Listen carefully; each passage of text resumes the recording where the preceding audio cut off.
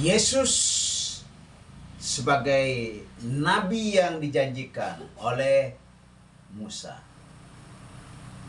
Janji Allah sepihak. Bersama Yesus ada masa depan, bersama Yesus masa depan cemerlang pasti. Kali ini kita akan membahas dalam ragiku, renungan pagiku, Yesus sebagai nabi yang dijanjikan oleh Musa.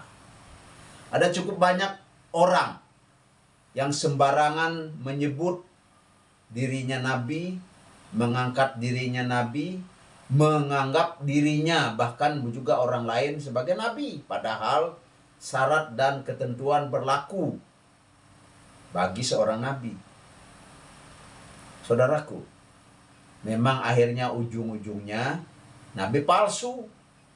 Dan cukup banyak yang berurusan baik dengan pemerintah maupun dengan pemuka agama. Namun walaupun begitu, ya itu hak orang.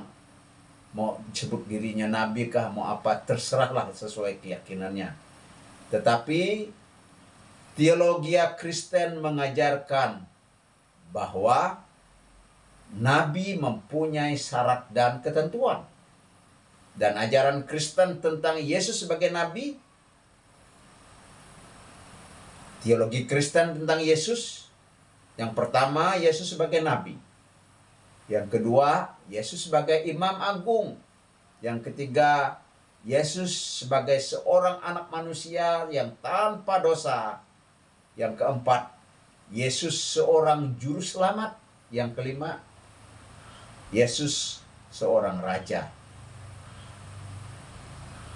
Kita hari ini, seperti yang saya sudah sebutkan di atas, kita mengupas kenabian Yesus dan membuat tentang kenabian Yesus dan sekaligus janji sepihak dari Allah akan muncul seorang nabi dari tengah-tengah saudaranya bangsa Israel. Janji ini tanpa syarat, yakni janji sepihak hanya dari Allah sendiri. Kitab Ulangan pasal 18 ayat 15 sampai ayat 22. Seorang nabi dari tengah-tengahmu, dari antara saudaramu, sama seperti aku, akan dibangkitkan bagimu oleh Tuhan Allahmu. Dialah yang harus kamu dengarkan. Seorang nabi akan kubangkitkan bagi mereka dari antara saudara mereka, seperti engkau ini. Aku akan menaruh firmanku dalam mulutnya, dan ia akan mengatakan kepada mereka segala yang kuperintahkan kepadanya. Orang yang tidak mendengarkan segala firmanku yang akan diucapkan nabi itu demi namaku, daripadanya akan kutuntut pertanggungjawaban. Tetapi seorang nabi yang terlalu berani mengucapkan demi namaku perkataan yang tidak kuperintahkan untuk dikatakan olehnya, atau yang berkata demi nama Allah lain, nabi itu harus mati. Jika sekiranya kamu berkata dalam hatimu, bagaimana kami mengetahui perkataan yang tidak difirmankan Tuhan? Nah, ini ayat 22. Apabila seorang nabi berkata demi nama Tuhan, dan perkataannya itu tidak terjadi dan tidak sampai, maka itulah perkataan yang tidak difirmankan Tuhan. Dengan terlalu berani nabi itu telah mengatakannya, maka janganlah gentar kepadanya.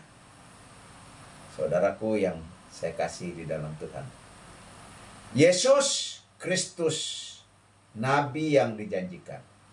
Mari kita lihat persamaan kelahiran dan kehidupan Yesus dan Musa.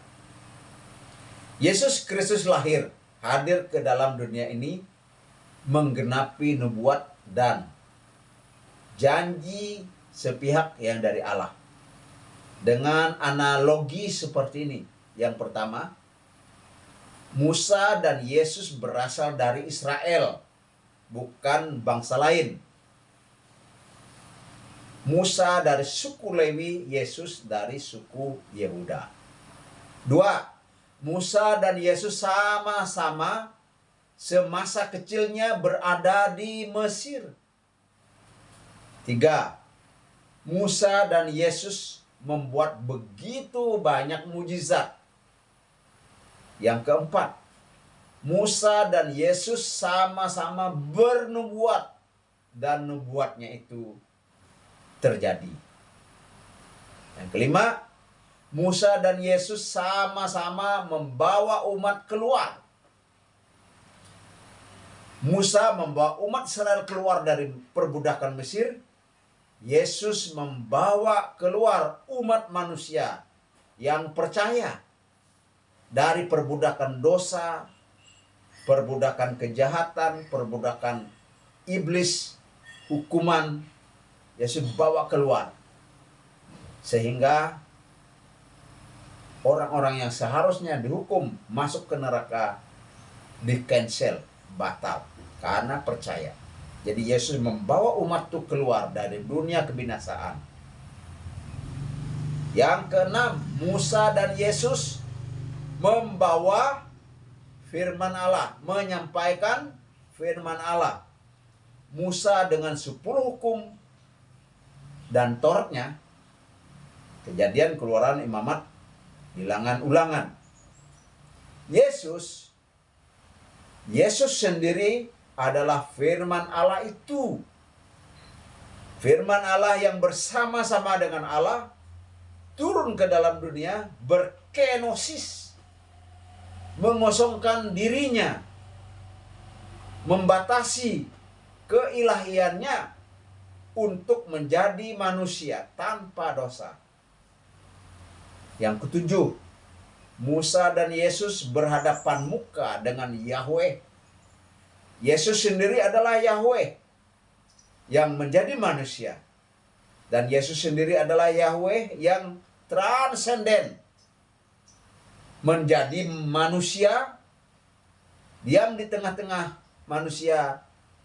Dia disebut imanen. Dari transenden ke imanen. Jadi Yesus adalah nabi. Yesus adalah imam. Yesus adalah manusia tanpa dosa. Dia adalah juru selamat dan raja di atas segala raja.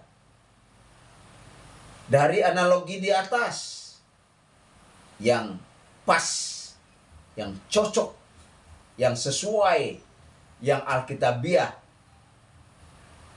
yang dinubuatkan oleh Musa, bukan yang lain, hanya Yesus Kristus. In God we trust, in Jesus we are saved, for God is nothing impossible. Without God we are nothing. With God we can do anything. Be wise, be smart. Saudara punya potensi. Kelolalah potensi saudara.